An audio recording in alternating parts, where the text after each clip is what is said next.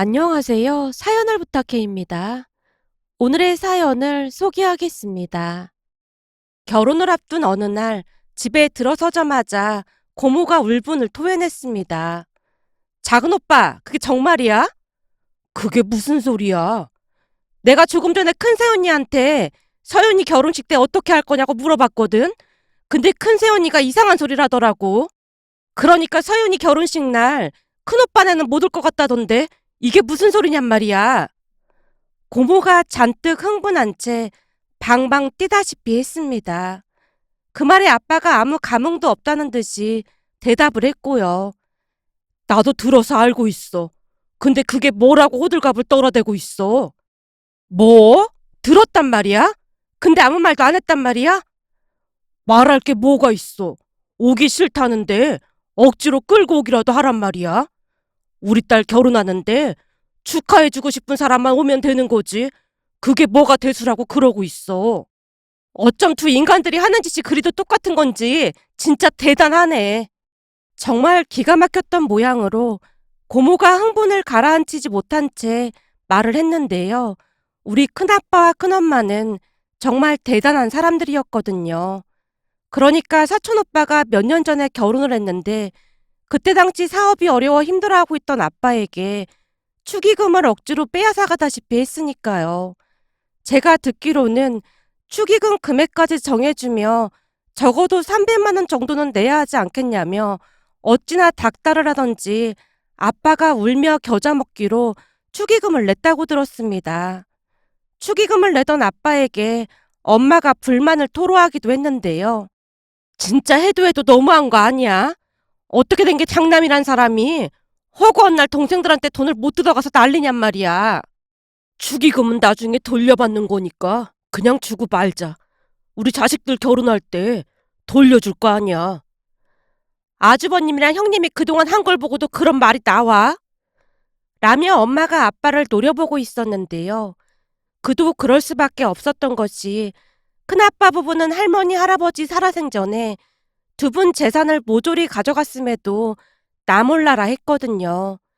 집양으로 할머니께서 먼저 돌아가시고 몇 년 뒤 할아버지께서 돌아가셨는데요. 두 분이 병원에 누워 계신 동안 병문안으로 온 게 손에 꼽을 정도였습니다. 한마디로 순진한 할머니 할아버지를 살살 꼬드겨서 재산을 모조리 차지하고는 안면몰수한 파렴치한 사람들이었습니다. 그 바람에 할아버지께서 분노한 채 소송을 한다 만다 난리도 아니었는데요. 할아버지가 소송을 한다고 하자 그제서야 할아버지가 입원한 병원에 큰아빠 부부가 얼굴을 들이밀었습니다. 하지만 할아버지를 걱정해서 온 게 아니었기에 두 사람이 건성으로 앉아 있었고 할아버지가 두 사람을 노려보며 경고 아닌 경고를 했습니다. 누구보다도 내가 잘 아는데 나 살 날이 얼마 남지 않았어. 근데 내가 살아생전에 가장 잘못한 일이 니들한테 재산을 일찍 넘긴 거야. 시간만 되돌릴 수 있다면 니들한테 절대로 재산을 미리 주지 않았을 거다. 마지막 남은 집은 팔아서 내 병원비하고 장례비 할 테니까 꿈도 꾸지 마라. 그리고 내가 자식들한테 이런 말 하게 될 줄은 정말 몰랐는데 니들 그따위로 살면 내가 귀신이 돼서라도 니들 가만 안 놔둘 참이니까 그런 줄 알아. 아버지, 없는 시간 짜내서 왔는데 그게 무슨 말씀이세요? 그러니까 우리한테 저주라도 내리겠다 그런 말인 거예요? 니들 말이야. 인생 그렇게 살면 안 되는 거야. 네 엄마가 살아생전 그렇게 원통해 했는데 그 생각만 하면 아직도 내가 잠이 안 와. 아버지, 오랜만에 찾아온 자식한테 꼭 그렇게 말을 해야 속이 시원하세요? 이제 우리 얼굴 볼 생각도 하지 마세요. 라며 큰아버지 부부가 병실을 나섰는데요. 두 사람을 보며 할아버지가 홀로 중얼거렸습니다. 대먹지 못한 것들, 내가 죽어서라도 꼭 벌을 받게 할 참이야. 할아버지의 모습은 많이 쇠약해져 있었지만 눈빛만큼은 무서울 정도로 매서워 보였습니다. 그렇게 얼마 뒤 할아버지마저도 세상을 떠나셨습니다. 장례식장이 마련되었다는 말에 큰아빠 부부가 다시 나타났는데요. 그래도 그날만큼은 상주가 되어서 빈소를 지키는 모습이었기에 엄마가 조용히 말을 하기도 했어요. 그래도 장남이라고 빈소는 지키네요. 아버님께서 가시는 길이라도 편히 가셔야 하는데 그나마 막장은 아니라서 다행이네요. 난 저 두 사람 절대 안 믿어요. 그러니까 작은 언니도 절대 경계를 놓치지 마세요. 설마 아버님 장례식장에서 이상한 짓을 하려고요? 작은 언니, 옛말에도 그런 말이 있잖아요. 설마가 사람 잡는단 말이에요. 생각해 보세요. 아버지가 오죽했으면 저 세상 가서도 벌을 주겠다는 말까지 했겠어요. 난 저 인간들 절대 안 믿어요. 장례식 내내 고모가 잔뜩 날을 세운 채로 큰아빠 부부의 일거수일투족을 감시하고 있었는데요. 아니나 다를까 한 반나절가량 빈소를 지키던 큰아빠 큰엄마가 가족들에게 말을 했습니다. 내가 보니 죄다 둘째네 손님인 것 같으니까 우리는 방에 들어가서 쉬고 있을 테니까 뭔 일 있으면 불러라. 아무리 그래도 장남의 자리를 지켜야지 뭐 하는 거야. 큰아빠 말이 끝나자마자 고모가 한 소리를 했는데요. 큰아빠가 고모를 무섭게 노려보면서 대꾸했어요. 넌 대가리가 안 돌아가면 가만히나 있어. 가족들이 죄다 빈소 지킨다고 돌아가신 아버지가 살아 돌아오는 것도 아닌데 뭐 한다고 인력을 낭비하고 있어. 그리고 평소에는 장남 대접도 안 해놓고는 꼭 이럴 때만 장남을 찾고 있어.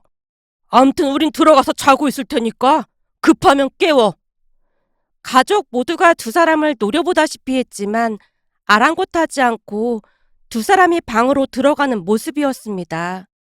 그렇게 장례식장 한켠에 마련된 방에 들어간 두 사람은 몇 시간 동안이나 방에서 잠을 잤는데요. 잠시 후 방 안에서 큰엄마가 소리를 질러대는 바람에 가족들이 급히 방 안으로 뛰어들어갔습니다. 그런데 들어가서 가만히 보니 그 와중에 큰엄마가 잠꼬대를 하고 있는 게 아니겠어요. 너무나 어이가 없었던 나머지 고모가 큰엄마를 흔들어 깨웠는데요. 눈을 번쩍 뜬 큰엄마가 갑자기 무릎까지 꿇더니 허공에 대고 빌어댔습니다. 아버님, 용서해 주세요. 잘못했어요. 잘못했어요. 큰언니, 지금 뭐 하는 거예요? 아버님, 잘못했어요. 잘못했어요. 여전히 잠이 덜 깬 모양으로 큰엄마가 마구마구 빌어대고 있었는데요. 그 모습에 고모가 다가가 큰엄마 어깨를 마구마구 흔들었습니다. 그제서야 눈을 뜬 큰엄마가 땀범벅을 하고 있었어요. 큰언니, 대체 무슨 잠꼬대를 이렇게 요란하게 해요? 아이고, 꿈이었구만. 그제서야 안심이 된다는 듯이 큰엄마가 힘없이 바닥에 널브러졌습니다. 큰언니 때문에 지금 밖에 난리도 아니에요. 맏며느리가 뭐 하는 거예요? 근데 대체 무슨 꿈을 꾼 거예요? 얼핏 들어보니까 아버지를 막 부르는 것 같던데. 글쎄 꿈에서 아버님이 나오셨는데요. 식사를 하시다가 나를 보자마자 갑자기 숟가락을 집어 던지고 막 뛰어오지 뭐예요. 근데 얼굴이 어찌나 무섭던지 아유 지금도 오금이 저리네요. 우리 아버지가 얼마나 원통했으면 그랬겠어요. 세상에 돌아가시기 전에 했던 말이 진짜였나 보네. 그게 무슨 말이에요? 돌아가시기 전에 했던 말이라니요. 아버지가 그러셨잖아요. 귀신이 돼서라도 언니랑 오빠 가만 안 두겠다고. 진짜 그럴 줄 누가 알았겠어요? 고모, 지금 나랑 장난하자는 거예요? 순간 큰엄마가 기겁을 한 채 버럭하고 있었는데요. 고모가 그런 큰엄마를 나무랐습니다. 큰언니나 조용히 좀 하세요. 장례식장에서 시끄럽게 뭐 하는 짓이에요? 근데 큰오빠는 이 와중에도 꿀잠을 자고 참 대단하네요. 라며 고모가 큰아빠를 보며 고개를 절레절레 흔들고 있었는데요. 그 와중에도 큰아빠가 대자로 누워서 코까지 골면서 잠을 자고 있었거든요.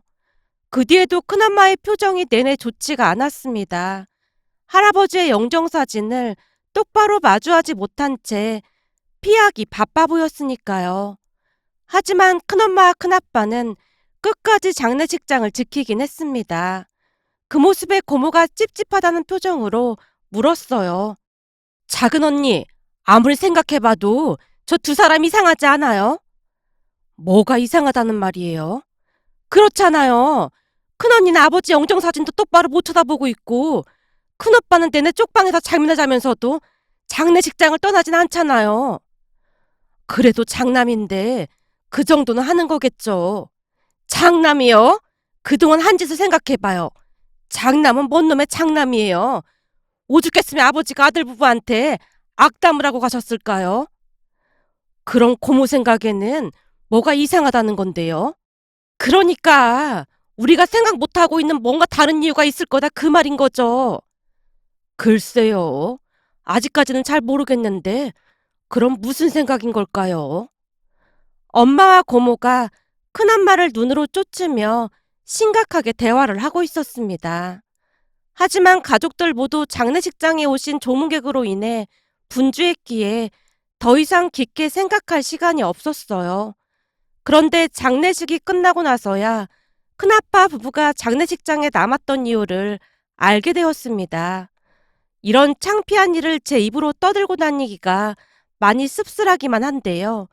그러니까 두 사람은 장례식 부의금에 욕심을 내고 있었던 거였어요. 발인을 하고 숨을 돌릴 틈도 주지 않고 큰아빠가 가족들을 다그쳤거든요.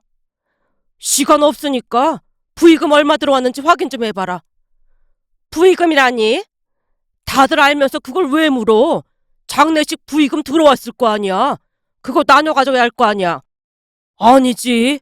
니들도 잘 알다시피 원래 장남 지분이 많은 거니까 우리가 70% 가지고 가고 30%는 니들이 나눠 가지면 공평할 것 같다.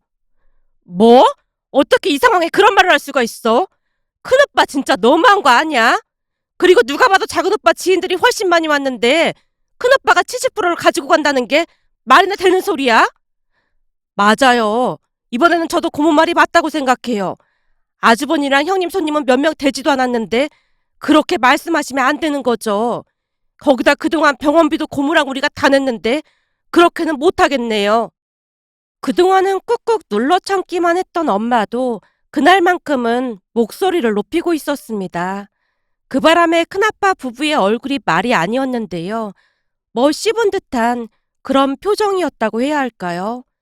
결국 팽팽한 기싸움이 계속되었고 내내 침묵을 유지하고 있던 아빠가 조용히 입을 열었습니다. 다들 불만이 많은 것 같으니까 이번에는 가족들 의견을 따라줘야 할 것 같습니다. 공평하게 각자에게 들어온 액수만큼 가져가는 걸로 하죠. 당연하지. 작은오빠 말대로 해. 라며 고모가 큰아빠 부부를 노려보고 있었는데요. 부의금을 확인해보자 역시나 큰아빠 부부 앞으로 들어온 건 얼마 되지도 않았습니다. 결국 큰아빠가 집안이 떠내려가라 소리를 질러댔어요. 얼마 되지도 않는 돈을 가지고 대체 뭐 하자는 거야? 형이야말로 얼마 되지도 않는 돈을 가지고 대체 왜 이러는 거요? 딱 봐도 형님 손님은 몇 명 되지도 않는구만. 조용히 하고 그만 가시죠. 혹시 알아요? 형수님 꿈에 또 아버지가 나와서 호통이라도 튀실지. 그 꼴 당하고 싶지 않으면 조용히 하고 그만 가봐요. 아빠의 말에 큰아빠가 약간은 주춤하는 모습이었는데요. 꿈에서 할아버지를 만났던 큰엄마도 겁에 질린 듯 큰아빠를 말렸어요. 여보, 우리 그냥 가자. 두 번 다시 그런 악몽은 꾸고 싶지 않단 말이야. 결국 두 사람이 씩씩거리며 집을 나섰는데요. 그래, 잘 먹고 잘 살아라. 앞으로 우리한테 연락하기만 해봐. 집을 나서던 큰아빠가 마지막으로 발악하듯 소리쳤습니다. 하지만 우리 모두는 들은 척도 하지 않았어요. 잠시 후 아빠가 부의금 중 상당한 금액을 고모에게 내밀었습니다. 그동안 없는 살림에 아버지 병원비 보태느라 수고 많았지. 이건 네가 가지고 가. 아니야. 오빠 보고 오신 분들이 훨씬 많은데 내가 이 많은 돈을 어떻게 받아. 괜찮아. 그래도 네가 옆에 있어줘서 우리 집사람이랑 나한테는 큰 힘이 됐어. 정서방도 그동안 고생 많았네. 마음 터줘서 고마웠어. 오빠, 우린 진짜 괜찮아. 그러니까 이거 넣어둬. 오빠 사업도 힘들다면서. 그렇잖아. 또 경황이 없어서 말 못하고 있었는데 이제는 공장 운영도 잘 되고 있어서 한시름 났다. 그러니까 걱정하지 말고 가지고 가. 진짜야? 진짜 좋아졌어? 그럼 이제는 걱정 안 해도 되는 거야? 이제는 많이 안정됐으니까 걱정하지 마. 아빠의 말에 고모와 고모부가 그 누구보다도 기뻐하며 안심하는 모습이었습니다. 그 뒤 시간이 지나 제가 결혼을 하게 되었는데요. 큰아빠 부부는 제 결혼식에조차 나타나지 않았습니다. 그랬으니 고모가 잔뜩 열을 낸 채 두 사람 험담을 했고요. 사실 큰아빠 아들인 사촌오빠가 결혼할 때 없는 살림에도 아빠가 꽤 큰 금액을 축의금으로 냈었으니까요. 하지만 부모님은 크게 개의치 않는 듯해 보였습니다. 오히려 얼굴 마주치지 않아서 속 시원해하는 그런 느낌이었다고 해야 할까요? 그렇게 아빠의 사업은 나날이 좋아져 갔는데요. 경제적으로 좋아지자 부모님은 고모네를 더욱 챙기기 시작했어요. 사촌 동생들이 결혼을 할 때마다 축의금으로 꽤 큰 돈을 내기도 했으니까요. 한마디로 아빠의 사업으로 인해 우리 집뿐만 아니라 고모네 집도 풍족해져 갔습니다. 평소 마음씨 착하던 고모와 고모부를 부모님이 잊지 않고 잘 챙겼으니까요. 그러던 중 할아버지 제사를 며칠 앞둔 어느 날 큰아빠가 고모에게 연락을 했다네요. 고모가 부모님 집에 찾아와서 기가 막힌 말을 했으니까요. 작은 오빠, 작은 언니, 어제 큰오빠한테 연락이 온 거 있죠? 갑자기 아주버님한테요? 내내 연락 끊고 살던 사람들이 웬일이래요? 글쎄 나보고 그동안 제사 지냈냐고 묻더니만 아버지 제사가 언제냐고 묻더라고요. 그걸 물어보는데 어찌나 기가 막히던지 뭐라 말이 안 나오더라니까요. 생각해봐요. 맨날 장남하면서 뜯어간 게 대체 얼마예요. 그러면서 정작 부모님 제사도 나몰라라 하고 난 살다 저렇게 양심 없는 사람들은 진짜 처음이라니까요. 근데 고모한테 전화해서 아버님 제사는 왜 물어본 거예요? 이번 아버지 제사 때 참석하고 싶다고 하더라고요. 제사 때요? 굳이 안 와도 되는데. 엄마가 달갑지 않다는 표정으로 미간을 잔뜩 찌푸렸다고 합니다. 그런데 그날 생각지도 못한 말을 듣게 될 줄 누가 알았겠습니까? 시간이 지나 할아버지 제삿날이 되었고 다 같이 음식을 준비하고 있었어요. 초인종이 울려서 나가보니 큰아빠가 문 밖에 서 있다가 눈치를 보며 안으로 들어왔는데 그동안 무슨 일이 있었던 것인지 반쪽이 되어 있었어요. 그 모습에 고모가 토끼눈이 된 채 급히 물었습니다. 큰오빠 대체 얼굴이 왜 그런 거요? 무슨 일이 있었던 거예요? 그리고 큰언니는 어쩌고 혼자 왔어요? 네 큰언니는 절에서 지내고 있어. 네? 절이요? 뜬금없이 그게 무슨 소리예요? 절이라니요?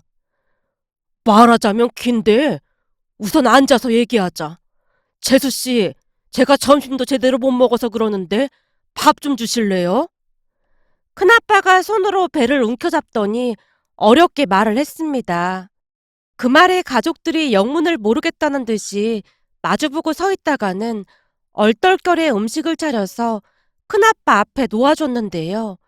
무슨 걸신 들린 것처럼 허겁지겁 밥 한 공기를 비우더니만 엄마에게 밥을 더 달라고 했습니다. 어찌나 허겁지겁 식사를 하고 있던지 그 모습이 약간은 기이해 보였다고 해야 할까요? 잠시 후 식사를 끝낸 큰아빠가 그동안 있었던 이야기를 하기 시작했는데요. 어마어마한 이야기에 다들 넋을 놓고 들었답니다. 사실 그때 아버지가 니들한테 남긴 집을 나눠달라고 우리가 난리를 쳤었잖냐. 그때부터 우리 집사람 꿈에 아버지가 보이는데 아버지가 꿈에 보이고 나면 꼭 사달이 나더라 그 말이야. 라며 큰아빠가 땅이 꺼져라 긴 한숨을 내쉬고 있었습니다. 사실 할아버지가 돌아가시고 난 뒤 집 한 채를 남기셨는데요. 처음에는 얼마 하지도 않던 집이 그새 많이 올라 있었거든요.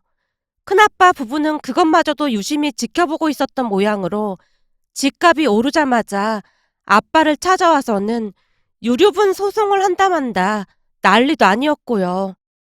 결국 아빠도 참지 못한 채 큰아빠에게 큰 소리를 치고야 말았습니다.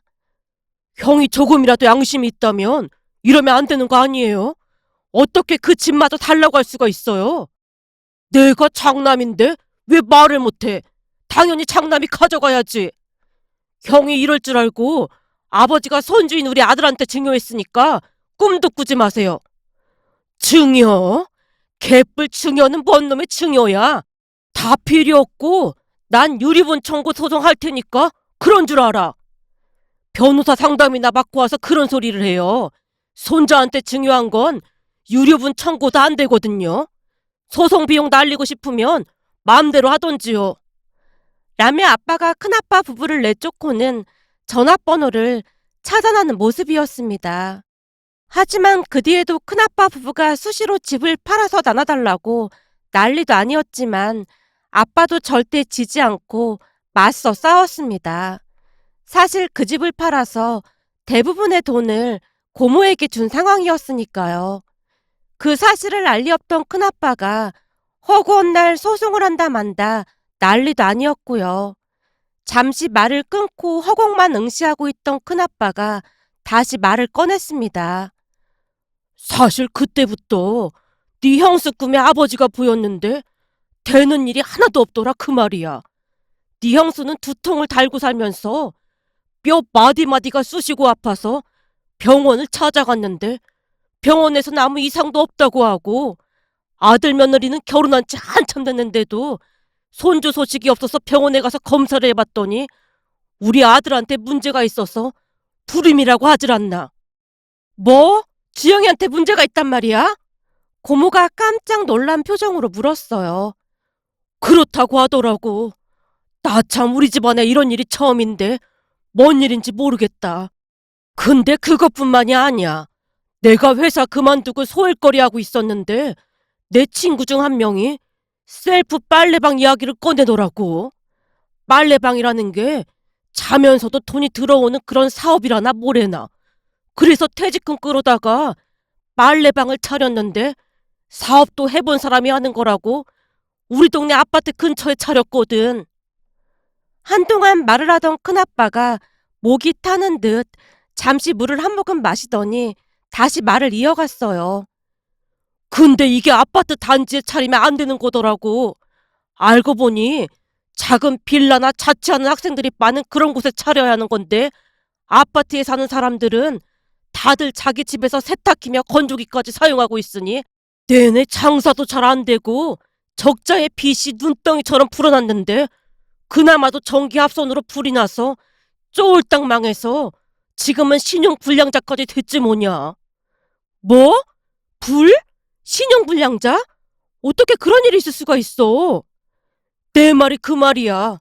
근데 이 모든 게 아버지가 꿈에만 나면 일어나더라 그 말이야. 그래서 집사람이 절에 들어가서 빌기도 하고 난리도 아니었는데 그래도 절에 가면 몸이 덜 아프고 마음이 좀 편하다고 하면서 얼마 전부터 절에서 살겠다고 출가까지 했어. 뭐? 큰언니가 출가를 했다고? 그럼 어째?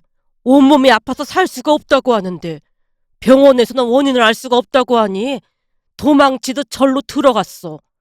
집사람 말로는 절에 가 있는 동안에는 아버지가 꿈에 안 나온다고 하더라고. 근데 그게 끝이 아니라 집안이 일이 되니까 아들 부부도 이혼하고 지금 완전 풍비박산이 났다. 나는 근근히 일용직으로 일하면서 먹고 살고 있고 말이야. 그래서 아버지 제사에 와서 빌어볼까 하고 온 거야. 다 내 잘못이다. 라며 큰아빠가 눈물까지 떨구고 있었는데요. 그동안 마음고생이 심했던 모양으로 한동안 눈물만 흘리고 있었습니다. 그나마 다행이었던 것은 큰아빠는 더 이상 돈을 달라는 말을 꺼내지도 않았어요. 다만 제사 음식 남은 것을 비닐봉투에 정성스레 담아주는 엄마에게 허리 숙여 고맙다는 인사를 하고는 급히 집을 나섰답니다. 그 모습에 가족들 모두가 혀까지 차고 말았는데요. 큰아빠가 가고 난 뒤 모두 모여 앉아서 심각한 표정으로 대화를 했거든요. 진짜로 아버지가 벌을 주시는 건가? 그러게요. 조금 이상하긴 하네요. 그렇지 않고서야 하루아침에 절이 될 수가 없는 거잖아요. 그러게 진작에 착하게 살았으면 좀 좋아. 작은 오빠랑 작은 언니는 착하게 사니까 사업도 승승장구하고 좀 좋아. 제가 볼 때는 벌 받은 게 확실해 보여요. 엄마와 고모가 기가 막히다는 표정으로 한동안 대화를 나누고 있었습니다. 큰아빠의 모습을 보면서 그렇게나 악독하게 살더니 결국에는 벌을 받은 게 아닌가 하는 생각에 씁쓸한 마음을 감출 수가 없었답니다. 부모한테 불효하고 잘 될 리가 만무했을 테니까요. 오늘의 사연은 여기까지였습니다. 즐겁게 보셨다면 구독, 좋아요 부탁드립니다. 고맙습니다.